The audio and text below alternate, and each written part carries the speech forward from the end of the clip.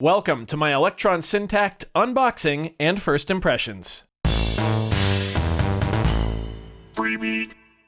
Hey, how's it going, everybody? Welcome to Freebeat, where I post new music-related content every single day. So if that sounds good to you, hit that subscribe button, ring that notification bell. Today's patron shout-out goes to Alex Thompson. Thank you so very much for the support. Let's get started. So right off the bat, I would like to give a huge thank you to Zounds.com for loaning me this Syntakt to unbox and take a look at. They were kind enough to send me out a Syntakt to check out, and they didn't even say I had to mention them or anything, but I don't know, such a kind gesture. I feel I really do want to shout them out. So they are a US online music retailer. I was at a theme park today and have a hand stamp. I just noticed that. They're an online US retailer for music gear, and yeah, I've actually ordered from them many times in the past and always had great experiences, and I'm really thrilled that they were willing to send me one of these to take a look at. So yeah, Zounds.com, check them out if you'd like. I'll link them in the description. Again, big thank you to them. Now, I actually made a video about the Syntakt earlier in the year. I never have had one before, but I was talking about how I felt that it lacking polyphony was a major turnoff for me, and that I probably would not be getting one. I still kind of feel that way, but a lot of you have been asking me to check out the Syntakt since I made that video. So when Zounds reached out, I figured, hey, this is a great time to check out the Syntakt, see what it's all about, see if y'all were right, and see if I was wrong. So I'm very excited to get into this. I've never had a Digitact or Digatone before, or like the analog rhythm. My only experience with Elektron gear is the model cycles that I have and love, and this is kind of like a beefed up version of the model cycles, so I am excited to get into it, but I've never really had one of the higher end Elektron boxes. So if we look at the back here, we can see it is sort of a drum machine style box, groove box. We've got 4 analog voices, 8 digital voices, 30 plus machines, which I know some of those are taken from the model cycles, which is exciting. Whole lot of features here. Yeah, tons of stuff. It's also got the amazing Elektron sequencer, which I really love, and I'm excited to try it out with a bit more power under the hood. So let's go ahead and do this, shall we? Alrighty, what do we have here? What is this? It's a poster. I'm just going to leave that. So, quick start guide, okay. I'm going to be careful of the packaging here because I do have to send this back at some point. Looks like we've got our power supply down here. Yep, as well as a USB B to A cable, okay. Cool. Really nice cable, actually. Braided and everything. Nice. Alrighty, and the Syntakt itself. I'm going to set this box aside carefully, or try to. Okay, so I know this is the same size as the Digitact and the Digatone, and everyone says they're so much smaller than you think, and they are correct. This is way smaller than I thought it was going to be. Ooh, snack pack. Nice. This is way smaller than I thought it was going to be. Ooh. I do love these buttons. All right, so we've got a nice solid metal enclosure here. Super tactile, clicky buttons. Encoders feel pretty nice. Yeah, wow. These endless ones here feel really good. Cool. Let's take a look at what we got on the back. We have power switch, power adapter, USB. We got MIDI in, out, and through, and it looks like the out and through can also be sync over 5-pin. Cool. Left and right inputs, left and right outputs, and a headphone jack. The bottom has these nice rubber feetsies. All right, let's get our power plugged in there. There we go. Let's get our audio interface plugged in here. Left and right. And where's that power switch? There we go. All right, we are on. All right, got us zoomed in a bit here. And here we are on the Elektron Syntakt. Also, I did forget to mention the price in the intro. This retails for $999 US, which is $200 more than the Digitact and Digatone. So we will see if I think this is worth $1,000. So far, everything is feeling pretty quality, as I believe most of the higher-end Elektron gear does. And like I said going into this video, the only complaint that I've had so far is that there's a lack of polyphony. There's none. There is the chord engine from the cycles, but no polyphony. But we'll see how that holds up. I do believe we are on a preset song here, so let's hit play.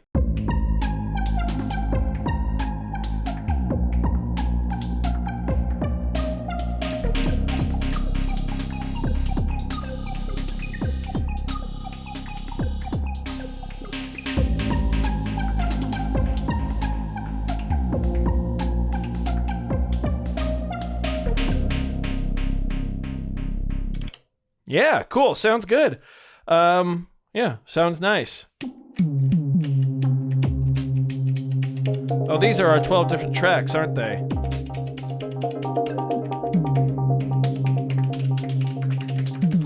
All right, well, I don't want to play in presets anymore. I want to do new stuff. Now, I am somewhat familiar with the Elektron boxes due to the fact that I have the model cycles, but I did want to go into this mostly blind and see if I could figure my way out around this thing. So you can click in the level data knob here to go forward. How do you go back? Oh, the no button takes you back. Okay, cool. Here's project. How do I go to a new? Oh, create new project. We'll say no for loading. That's fine. Initializing project. All right. Yeah, I just want to start from scratch here. Okay, here we are. Okay, so there's our 12 different tracks. Oh, they're even labeled here. So here's our digital tracks. We have 8 digital tracks and 4 analog ones. And like I mentioned, there are machines in here, just like in the model cycles. But this time, instead of the 6 that the cycles has, this one has 35, I believe, from both the analog rhythm, and the cycles. So how do we change these machines? It's not that. Machine. Function right there. There we go. Okay, here's our machines. We've got bass drum modern, snare drum basic, vintage, some toms and clap, hi-hats, some synth stuff. All right, so we're on track 1, which is the bass drum. Looks like this knob is the tuning. Now on the cycles, you can click a back button and it'll instantly undo what you've just done. There's probably a way to do that on here, but I don't exactly know what that is. I'm not seeing an obvious back button still. There's the sweep, the punch, which is just an on or off, the decay, square modulation, triangle modulation plus feedback, modulation envelope, and the overdrive. Ooh, that sounds good.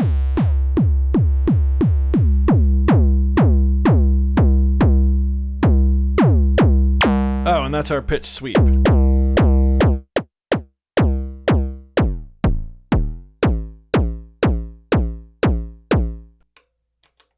Do I get more pages? Let's see. How do I get to more? Oh, there's a filter too.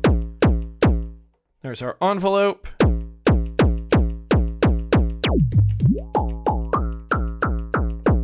Resonance, cutoff, type. Okay, cool.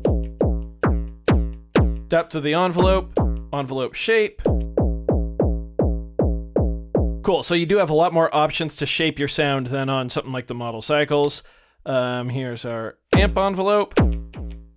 So our ADSR with our delay send as well. And reverb send, panning, and volume. Cool. I love that when you adjust a parameter, it tells you what the full name of that parameter is. Especially for someone like me who's relatively new to the world of electronic music, that's really, really nice. I quite like that. Cool. I'm going to turn down the delay and reverb sends just until we figure this out. Cool. So let's go ahead and sequence this here. How do I do that? Oh, I have a keyboard active. I gotta say, these buttons are very, very satisfying to play with. Let's turn off keyboard. There we go. Oh, that's record mode. Okay, so 4 on the floor. Okay, just like that. Nice. Yeah, that should have been obvious. It's the exact same picture as on the model cycles here. By the way, let's do this real quick. This thing is much smaller than the model cycles. That's pretty crazy. Okay, so we got our 4 on the floor. Awesome. Let's go to track 2 now. Let's put that 2 and 4. Now, the machine that we're on here is snare drum vintage, I guess? Oh, and I can just control the overall level right here, too. That's cool. And I'm guessing we still have parameter locks, too, so if I want a longer decay on this one, I can hold that down. Max it. Yeah. That sounds awful, though, so I'm gonna... Whoops, shoot. I'm gonna take that down. There we go. Cool, so triggers still work the same way. That's cool. Although, what's this trigger button do here? Oh, here's our individual note probabilities. So, here's where we can select what note we are inputting, I believe, yeah? Okay. The velocity of which that note is struck. The length. Trigger probability. That's cool. LFO. LFO trig, filter trig, not sure about those. I'm guessing the blank square means the knobs are unassigned at that particular moment, so that's okay. Let's set probability of this one to 50. Well, let's go less than that. There we go. Oh, and here we have all of our conditions too, just like on the model cycles. Cool, so we have... the first time through 5 patterns or whatever it triggers. Neighboring track conditions, previous, fill, if the fill button is held, which the fill button is still right here, just like on the model cycles. That's cool. We'll set this one a little higher, 50.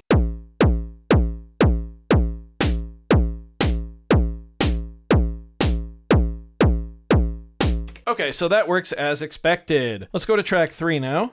Let's change our synth engine here, or our machine.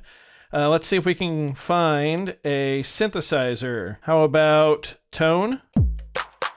No, that didn't change it. Why didn't that change it? Do I have to hit yes? Oh, there we go. Okay, so now we're on a tone.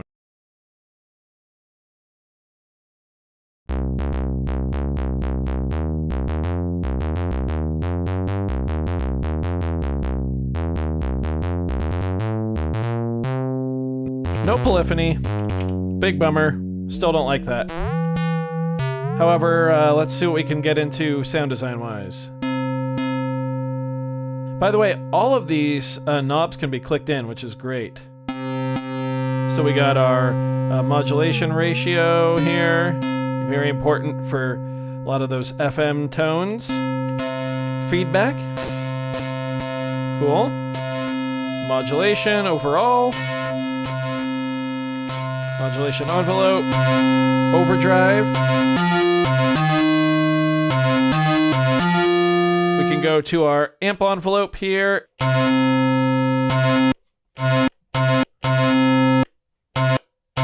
There we go.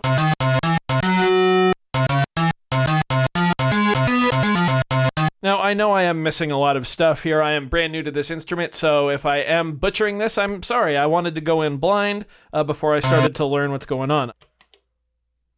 Oh, there's our sounds and browsers. Okay, so all this here is like project-related stuff, although we do have a full effects section. That's cool.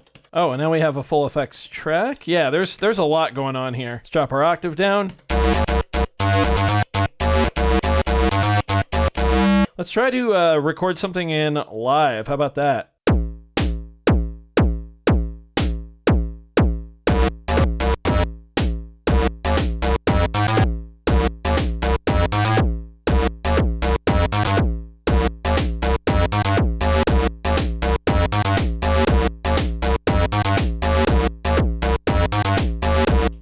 Cool. Super basic, but this is day 1. Okay, let's see if we can extend the length of our pattern. So on the cycles, it's function plus page.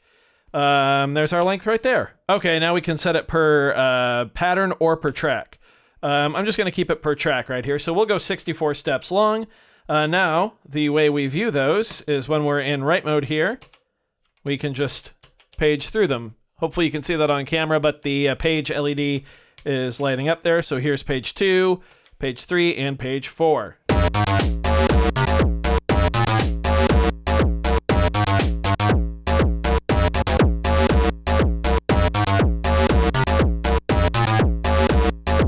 So now we have a 64-step pattern, at least on track 3. Let's go ahead and take a listen to some of our analog tracks here.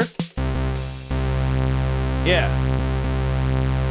Let's see what we have in the way of machine options. Got noise, impulse, and a synth. Let's select this synth one here. Guess that's what we were already on. We got oscillator 1 tuning, detune, oscillator 1 decay, oscillator 2 decay, oscillator configuration. Oh, so that's how our two oscillators are shaped. Okay. Bend. Let's turn on keyboard mode here. Okay, so bend is that sweepy bend in the beginning there. Oh, balance is our two oscillators there. And overdrive. Cool. Yeah, that sounds great, I think. Let's go ahead and try sending it to some reverb.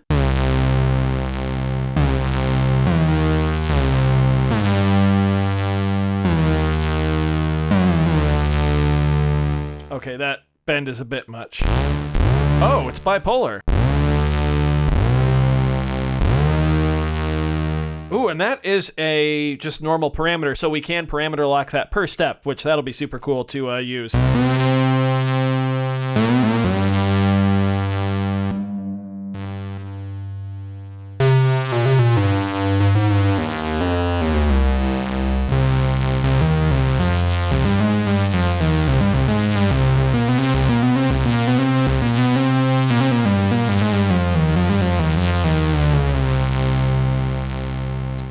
Awesome. Okay, so the last thing I want to check out today is the chord machine and see what differences there are between this one and the chord machine on the model cycles. So I'm going to turn off keyboard mode. The chord machine is a digital machine, so we'll just go to track 4 here. Function and synth to get the machine. There we go. Chord. Yes to load it. Okay. Turn on keyboard mode. So how the chord machine works is it's not actually true polyphony. Each note just plays a chord. Like the sound itself that's being triggered is a chord. So let's look at our controls here. We have tuning.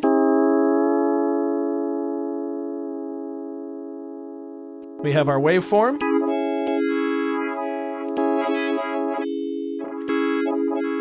Ooh. Calling it right now, sending the LFO to that's going to sound pretty cool. We've got our punch on and off. Got our decay, okay. Ooh, so down here with knob E, this is where we select our chord type. So right now we're on unison, 2 voices, 3 voices, 4, minor, major, suspended second, suspended fourth. You can see we've got all kinds of different chord types in here. Now, this is a normal parameter, so it is parameter lockable per step, so that's how you're going to create the chord changes that you want. I'm just going to keep this to a standard major chord for now. Okay, filter envelope. That'll be more important probably once we get to the filter, and that same overdrive that's on every engine, it seems. Okay, filter-wise, our envelope.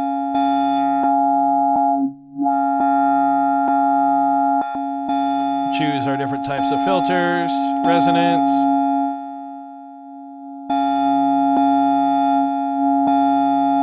Just gonna go to the low pass.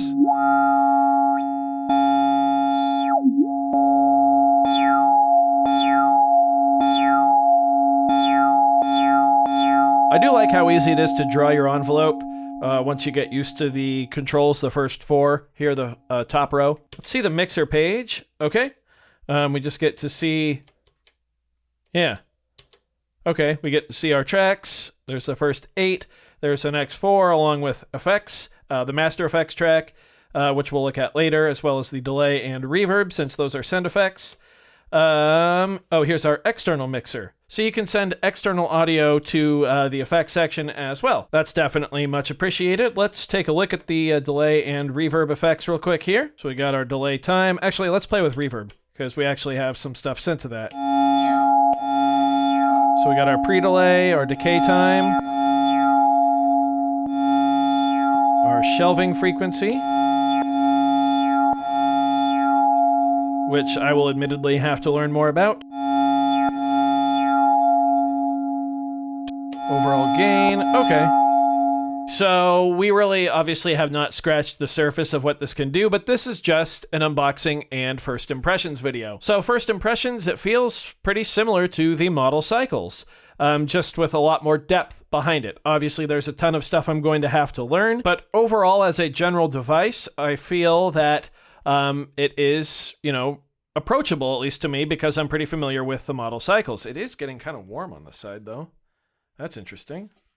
Oh, it's like warm underneath. Wow, okay. I'm going to say it feels like a model cycles with double the amount of tracks and, well, almost 6 times as many machines. And of course, some of those being analog, which is really cool. And, you know, I can't wait to get into what this thing can actually do, because I think we could probably make some pretty cool music on it, and I'm excited to continue to give it a shot. So I do hope you found this video informative, or at least entertaining. If you did, be sure to leave a like on it. If not, you can always leave a dislike. Doesn't hurt my feelings, just makes me try that much harder next time. Either way, be sure to hit that subscribe button, ring that notification bell.